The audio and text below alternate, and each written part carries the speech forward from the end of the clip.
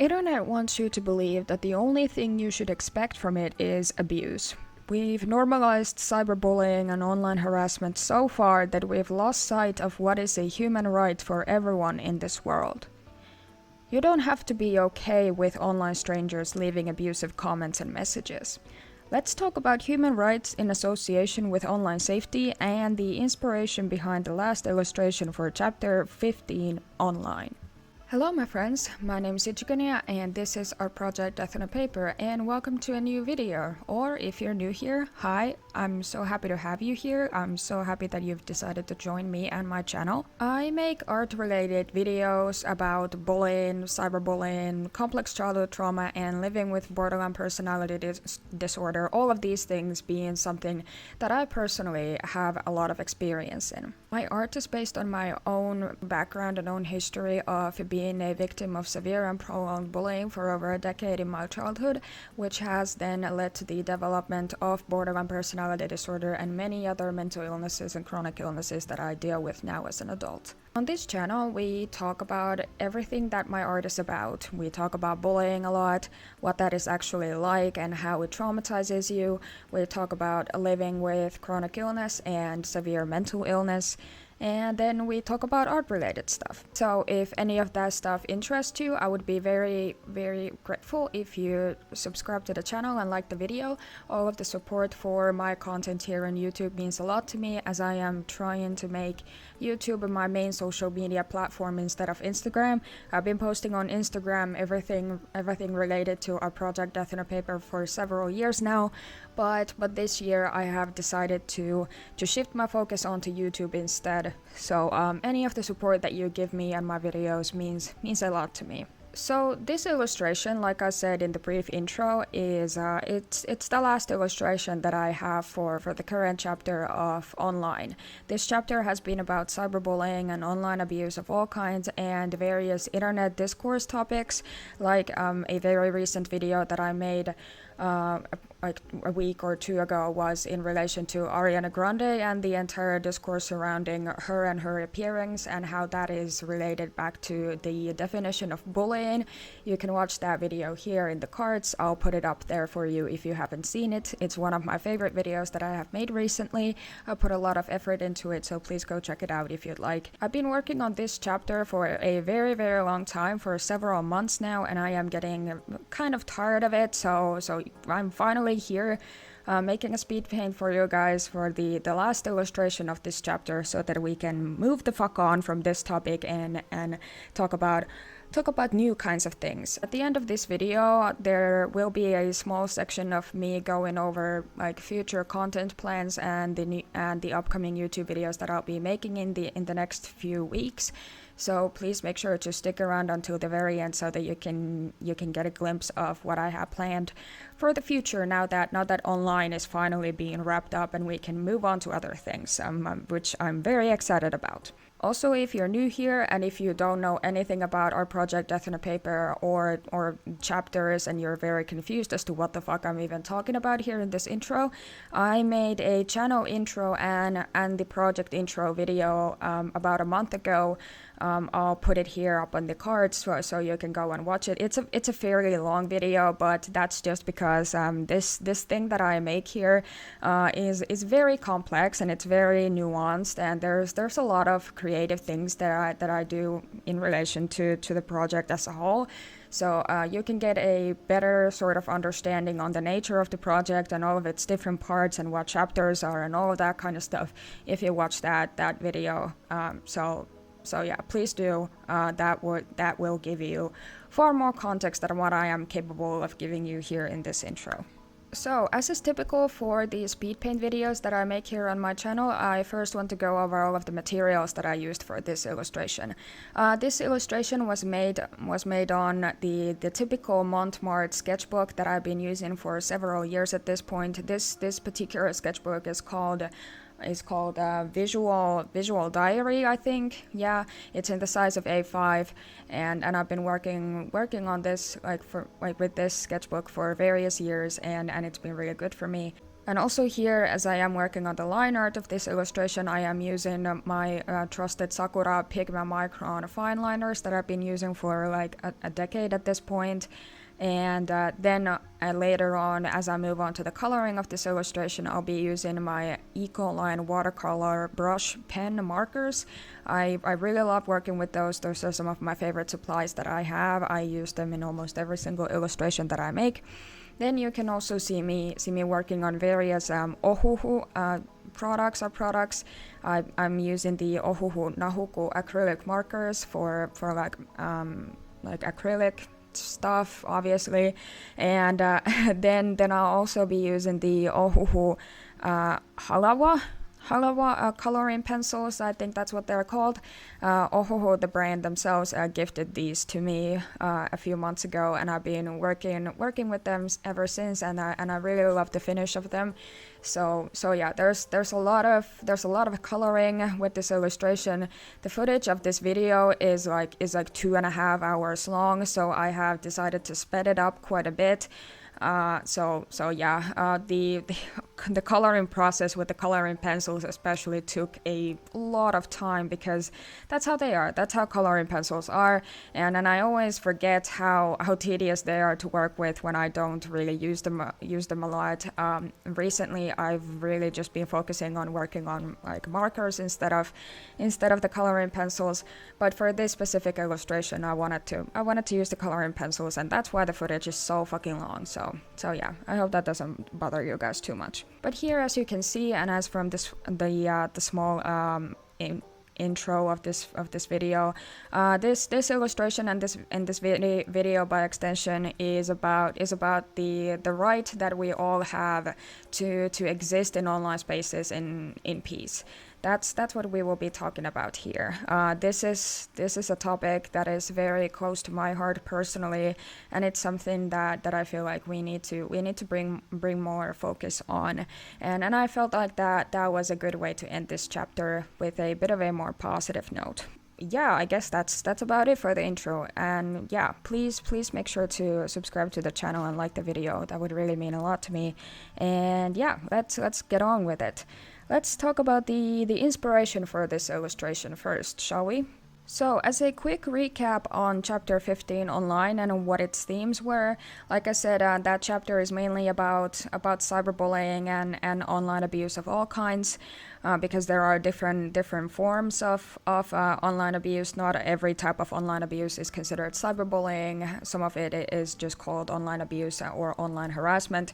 But yeah, that's what this chapter was mostly about. Then it was also about internet discourse surrounding bullying as a type of abuse, and how people tend to misuse and misconstrue the definition of bullying and what it even means, in order for them to like serve some type of a personal point, so that they can gain something from it. That's something that we've been talking about a lot on this channel. People somehow benefiting from the concept of bullying, even though they are not the perpetrators themselves. That's something that I've talked a lot about in the blog articles that I write for all of these illustrations that are meant for the chapters.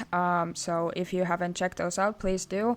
All of the links to my website and the blog and my art shop and all of that kind of stuff, you can find them all in the description down below. So yeah, in the blog articles, I've also been discussing this very topic quite a lot, like people benefiting from something that I've decided to call the culture of bullying, and how it's something that we all sort of try to personally benefit from when we are not the victim ourselves, and like when we are not the perpetrators of that abuse ourselves, we all somehow try to benefit from it, even if we claim to be anti-bullying. A lot of us still do tend to act in ways that is somehow beneficial to the culture of bullying and to normalizing that type of abuse. So in short, that's what this chapter has been all about. Because of all of these themes and topics, the most of the previous illustrations that I've made for online have been more negative or upsetting. Though I do want to say that the vast majority of my art is that way anyway. Lol, like it's just I tend to make make art that is somehow considered negative in its toning or something like that.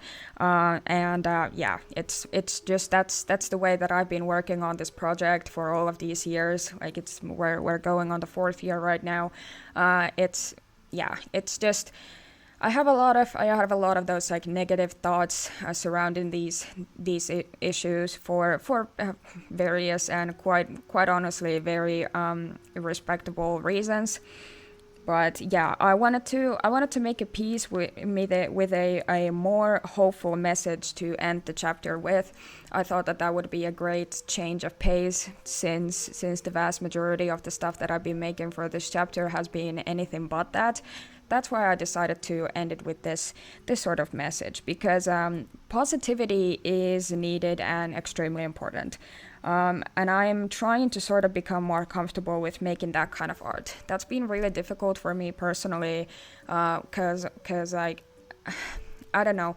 There's a lot of pent up frustration and anger and just despair within me because of everything that I've gone through as a child and now as an adult, as I am a chronically ill and disabled adult who is not able to have a proper job that would actually pay my bills. I'm completely dependent on Social Security, on all of that kind of stuff, just because of the abuse that I went through as a child at the hands of my peers. So yeah, it's been kind of difficult for me to even come up with anything positive in relation to my art and its message because of all of that. Because viewing my message through the negatives is very, very easy because of how profoundly negative my lived experiences with these things have been. Like if you are a victim of any type of childhood trauma, if you've gone through something similar to what I have gone through, then you understand this perfectly, I would say. When the vast majority of your lived life experiences have been traumatic or violent or filled with neglect and mental health issues that have not been addressed properly, it's very, very difficult to sort of step out of that mindset. It is a part of the recovery process though, and since art is my main way of actually sort of therapizing myself, if that's a word that we can use here, then yeah, I need to become more comfortable with that, and that's also one of the reasons why I made this piece, because I wanted to sort of teach to myself that hey, it's okay for you to take a break from the negatives and from all of the pent up anger and frustration that you have because of everything that you've gone through, and instead try to focus on like some like more positive feelings and outlooks on life and on my journey as a person in BPD recovery and in childhood trauma recovery. I remember in the past that I've gotten quite a lot of comments on my Instagram post of people wanting me to sort of step away from the constant negativity and hoping that I make art and stuff that is more positive in its nature. And that's always been sort of frustrating for me to personally deal with because of all of these things that I just explained. But I feel like at this point in my life, I sort of understand what people are going for with that. Like the truth to be told, like art is the thing that keeps me alive at this point. I am not in proper treatment like as of right now because of just how shitty the healthcare system in Finland here is right now. I've been completely medically neglected for the better part of like a year or so. So I've sort of been on my own. Granted, I'm not completely by myself anymore because my fiance is living here now in Finland with me, so that's definitely been a huge help, obviously. But you know what I mean. It's different to have medical professionals there to actually care about you and help you in your recovery process. That's just not been a thing for me for like a year or so. So yeah. So art is one of those things that I do, and that sort of keeps me going and keeps me at bay. And yeah, I feel like I need to bring bring more like positive mindset into my creative process as well. So yeah, this illustration right here is an attempt to combat that constant stream of negativity with something a bit more hopeful. Yeah, because it's important to remain hopeful, even in those times when everything seems to be going to absolute fucking shit. And I know that this is not just a personal thing for me. Like I have a lot of personal struggles here, like right now at this very moment. It's also a global thing. Like we are all going through a very very hard time right now. So yeah, it's very important to remain hopeful, even though it feels kind of pointless at times. Back to the topic of this illustration, the internet is an inherently unpeaceful and unsafe place, but it doesn't have to be that way, or at least it shouldn't. I personally always end up thinking about the kids because they are the reason I do what I do. Everything that I make that is always about the children. My art is about the kids who are currently going through abuse at the hands of their own peers, and like my art is for the inner children of all of us adults who have been wounded by the abuse that we faced at the hands of our peers. But it's really always about the kids because I was a child who went through that as well. In my honest opinion, in terms of like internet safety and all of that kind of stuff, kids shouldn't be told to stay away from the online world in fear of abuse and trauma. I think we all owe safety to children, even if they aren't our own or otherwise our direct responsibilities. Talking about teachers and guardians and student counselors and like mental health professionals, like all of that kind of stuff. Like even children that we don't have any sort of personal relationship with. I think that it is like the job of all of adults to keep children safe. And I feel like, especially in the context of the internet, this for some reason just is a controversial opinion to have. Like that it's just that kids just shouldn't even be on the internet to begin with, which is just like, to me, that's just not fair. It's not fair to children and their rights, and it's not the children's job to keep themselves safe, because children are the most vulnerable people in our society and we have to take care of them as the adults. Like that's our job. I want to ask this one question in regards to all of this. Why do we always tell the victimized kids that they shouldn't have been where they were instead of trying to fix things for them? Like, why is it always the kid's responsibility? Like, why do we tell children that, like, well, you shouldn't have created a social media account in the first place. Well, you shouldn't have started playing that online game is supposed to be is meant for children, but for some reason there's a bunch of adults playing that game, and now you got groomed because of it. You shouldn't have been doing that. You know how dangerous that is, right? You know how dangerous it is to go on the internet and interact with media and platforms and games that are meant for children. You know what I mean? Like, that's just fucked up to me. I don't know about you guys, but that's just incredibly fucked up to me. Like, I think that we should always think of ways to make things safer for children, and the internet is not an exception to that rule. Like, I know that over the decades that we've had the internet be like part of our everyday life, it's just sort of become this like no man's land, like a kind of a monster, to be honest, that none of us really know how to control. But I think that it shouldn't be that way. I think that there should always be like something that we aspire to do in order to make the internet safer place for all of us, but especially for children. Because I genuinely think that we all have the right to be on the internet and have a safe experience with it, but especially kids do. Like, I focus on children myself because they are the ones that I am the most worried about when it comes to like bullying, especially as a type of abuse, because that is the most common type of way that kids abuse each other. But obviously this also includes adults. Like the internet should be a place where we should all be allowed to exist as who we are, and not have to face abuse like because of who we are. Like I don't know why that's not a more common sort of argument. And like before anyone says that this is a popular opinion, it is a popular opinion if you know the right crowd to like subject to this opinion. But if you are just if you're on for Instagram for one, like Instagram is like one of the worst places right now when it comes to social media platforms, and just how fucking volatile and violent it is. Like especially comment sections on Instagram posts are just like some of the most heinous shit that I've ever seen.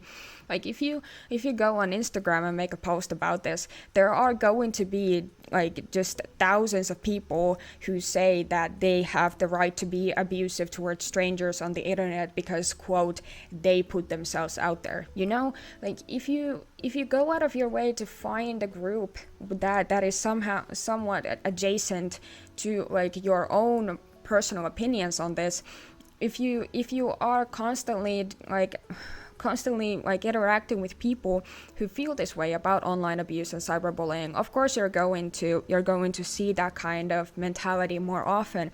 But I can say from personal experience that it is far more likely to see people defend their right to abuse one another on the internet because, quote, that's just how the internet is. And it shouldn't be like that. And I just don't understand why that is such a controversial thing to say. One last final thing that I want to say about the inspiration behind this very, very complex illustration that I made here.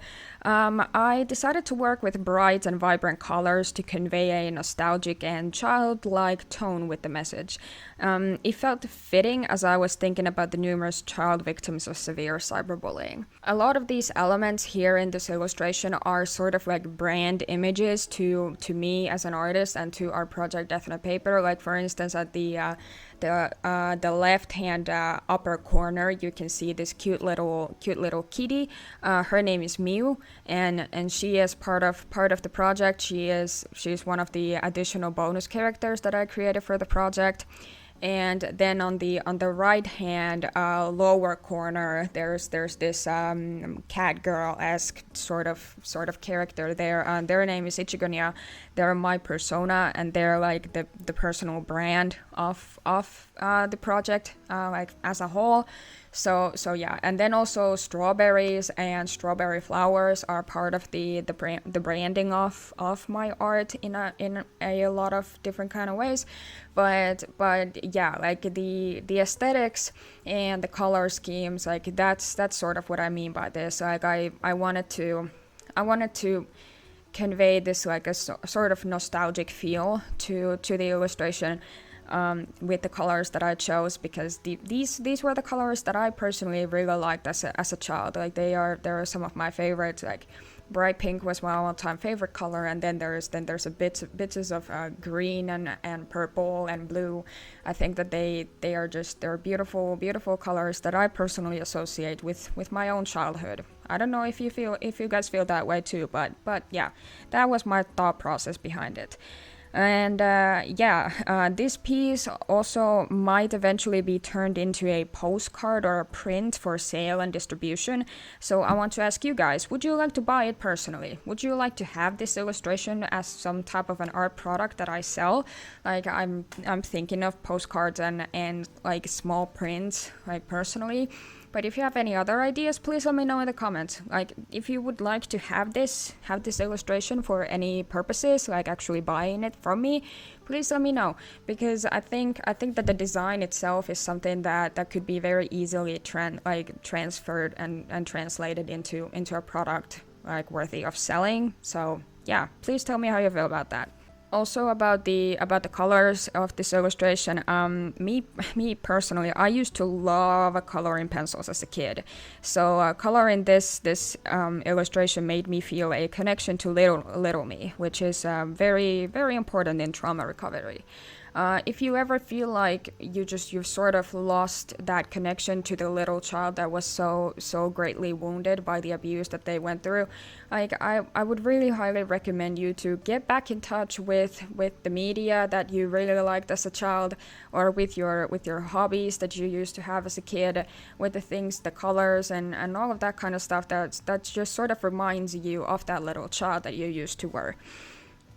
So yeah, that's personally what I do, and working with these Ohuhu coloring pencils really brought me closer to little me, and that's very, very, very important. Sort of in relation to that, I wanted to ask you guys, would you be interested in a video on art as a grounding method or as a way of re-establishing a connection with your younger self? Because I definitely have a lot of thoughts on that, and I have a lot of things like practices and methods that help me do that when I create art, because really art is at the heart of all of this that I do.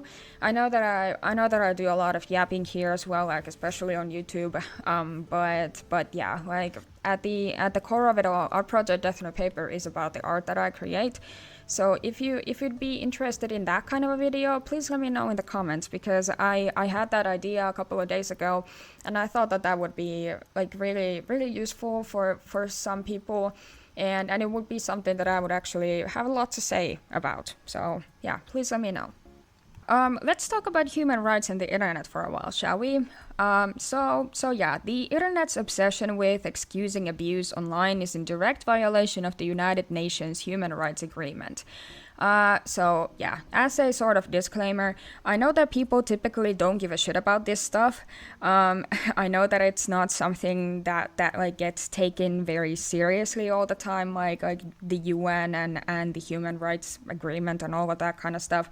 But the fact of the matter is that violation to these international agreements that we are all a part of, like the Human Rights Agreement, they are considered crimes against humanity. Like especially when we're talking about human rights, like this stuff matters because like if we don't follow these like agreed upon rights, then we are committing crimes against humanity.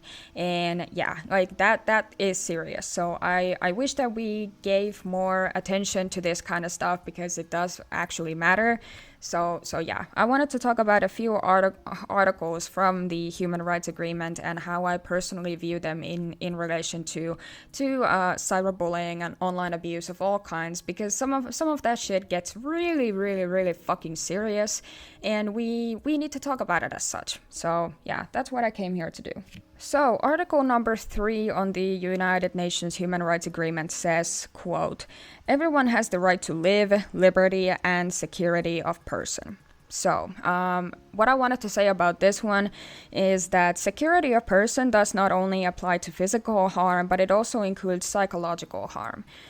According to the UN's Human Rights Agreement, we all have the right to remain free from any type of harm. That also includes like psychological harm that a lot of cyberbullying and online abuse really is about. Also, we do have to acknowledge the fact that sometimes people take this shit very, very fucking far, and it does become about like physical harm as well. I mean, there are a lot of instances of cyberbullying going to the extreme ends where instead of just being about like death threats, it escalates to the point of actual like homicides being committed. Victims have been murdered by their abusers from their own personal schools, or by complete fucking strangers that have just decided to abuse them on the internet. So yeah, it is real fucking stuff. Article 5 of the UN's Human Rights Agreement says, quote, no one shall be subjected to torture or to cruel, inhumane, or degrading treatment or punishment.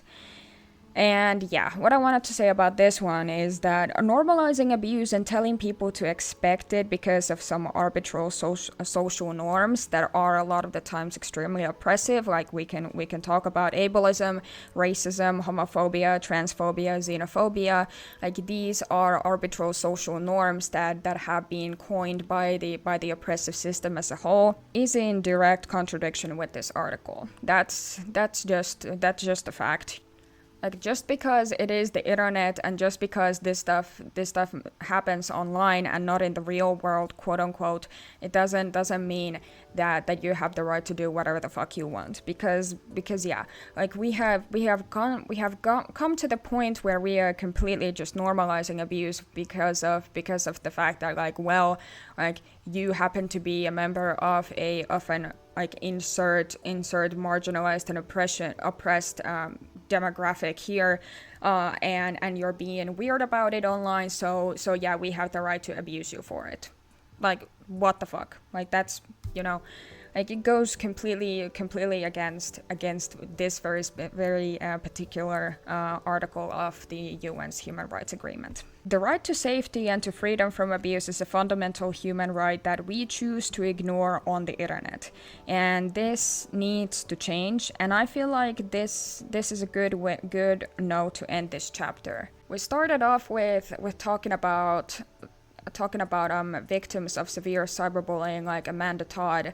I have brought her up many times in my videos and in the blog articles that I write about the illustrations that I make, because her story really impacted me when she committed suicide because of that kind of abuse. I was 12 at the time when it happened, and I watched her initial video, the original video that she herself uploaded before she had killed herself. And it really deeply affected me. And I think about Amanda Todd on a daily basis almost.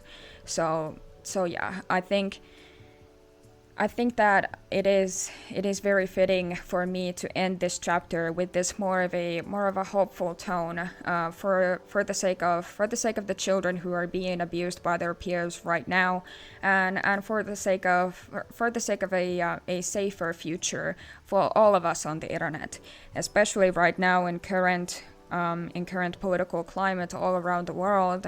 This kind of positivity and hope is very much needed. So I hope that I was able to provide some of that for you here. Okay, so that's the video. As a conclusion, like one final note that I want to say, we all have the right to exist online in peace, no matter what we are told. Never, ever forget that, okay? That's why I made this illustration, and that's why it reads what it does. So yeah, this is finally the end of online, the 15th completed chapter of our project Death on a Paper. I am very excited that we get to move on to new stuff. I've already decided on the next chapter that I'll be working on, so I hope you are excited to see what that's gonna be like. Also, like I mentioned here in this video, like kind of sporadically, please go ahead and check out my blog on my official website. The link is in the description, but you can just type in artprojectdeathonapaper.com on the search bar and it will come up.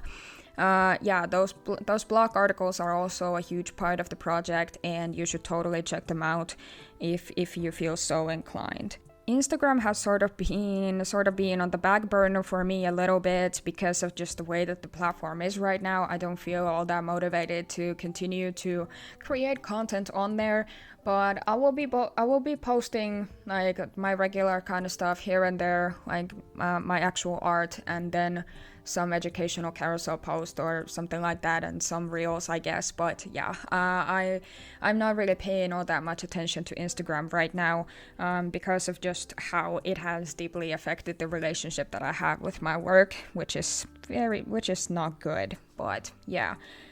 So then, for future videos and content, I mentioned in the last video that I made, which was the first monthly Q&A video on this channel, that I planned on making several different videos on the topic of the new school semester starting, and how to how to deal with bullying as a type of abuse in school from the perspective of teachers, parents, victims, and bystanders.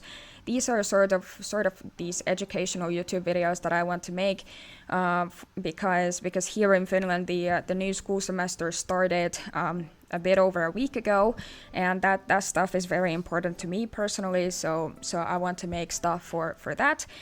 So for next week's YouTube video, I will be posting a poll on my channel where you can vote for the first one of these types of videos that are meant for the school year starting.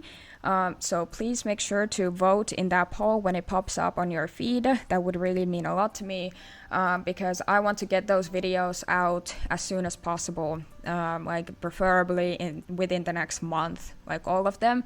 Like I said, there's many different videos that I have planned for this specific time of the year right now, so I want to get them out before I start working on anything else. So yeah, those are my plans as of right now for future content here on YouTube and otherwise. I will also start working on new art for the upcoming chapter that I will be starting soon, now that we are officially done with online. So yay. Anyways, yeah, that's about it. Thank you so much for taking the time here to spend some time with me and watch this video with me. Please make sure to subscribe to the channel and like the video. That would mean a lot to me. My name is Ichigonya, and this has been our project Death on a Paper.